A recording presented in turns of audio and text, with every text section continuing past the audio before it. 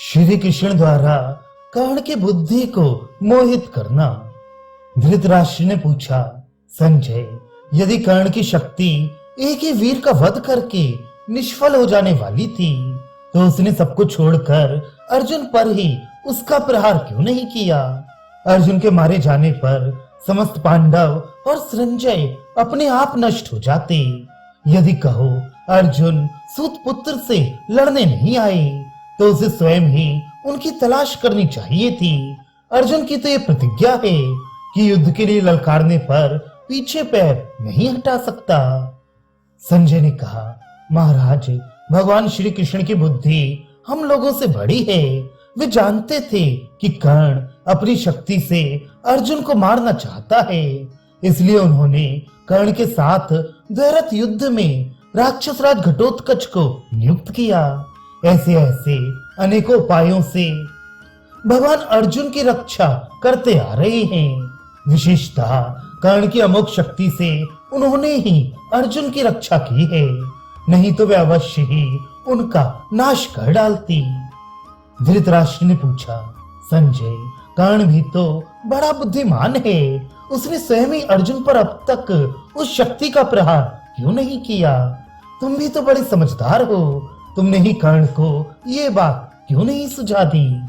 संजय ने कहा, महाराज, प्रतिदिन रात्रि में दुर्योधन, शकुनी, मैं और दुशासन ये सब लोग कर्ण से प्रार्थना करते थे कि भाई, कल के युद्ध में तुम सारी सेना को छोड़कर पहले अर्जुन को ही मार डालना, फिर तो हम लोग पांडवों और पांचालों पर दास की भांति शासन करेंगे। यदि ऐसा ना हो तो तुम श्री कृष्ण को ही मार डालो, क्योंकि वे ही पांडवों के बल हैं, वे ही रक्षक हैं और वे ही उनके सहारे हैं। राजन, यदि कर्ण श्री कृष्ण को मार डालता तो निसंदेह आज सारी पृथ्वी उसके वश में हो जाती।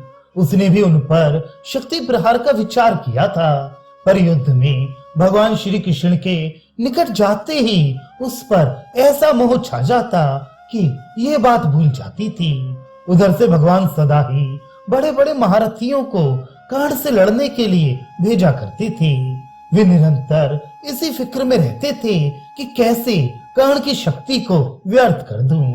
महाराज, जो कर्ण से अर्जुन की इस प्रकार रक्षा करते थे, वे अपनी रक्षा क्यों नहीं करते? तीनों लोकों में कोई भी ऐसा पुरुष नहीं है जो जनार्दन पर विजय पा सके।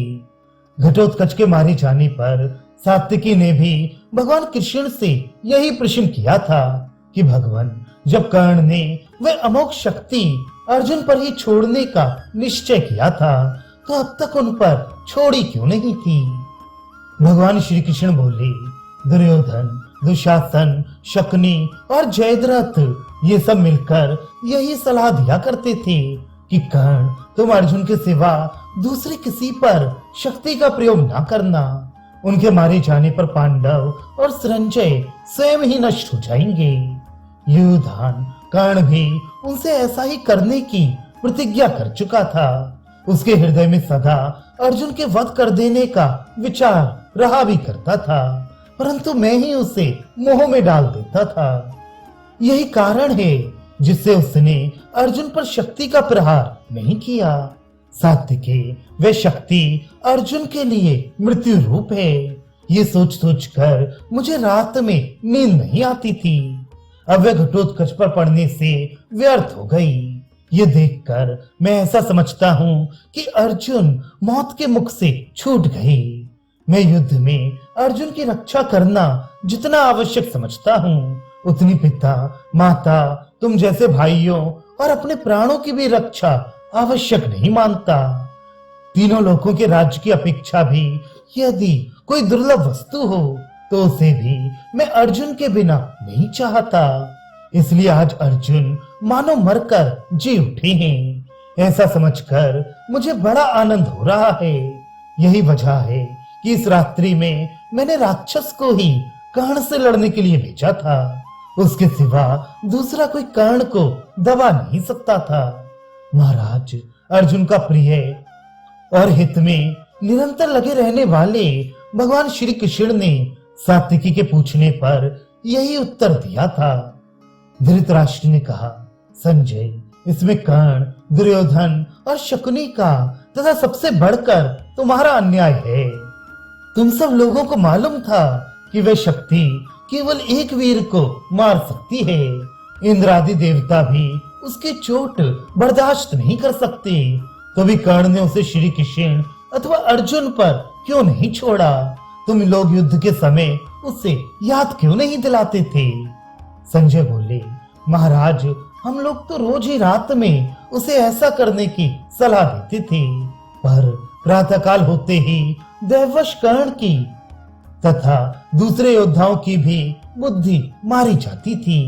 हाथ में शक्ति के रहते हुए भी जो उसने श्री कृष्ण या अर्जुन को उससे नहीं मारा, इसमें मैं देव को ही प्रधान कारण समझता हूँ।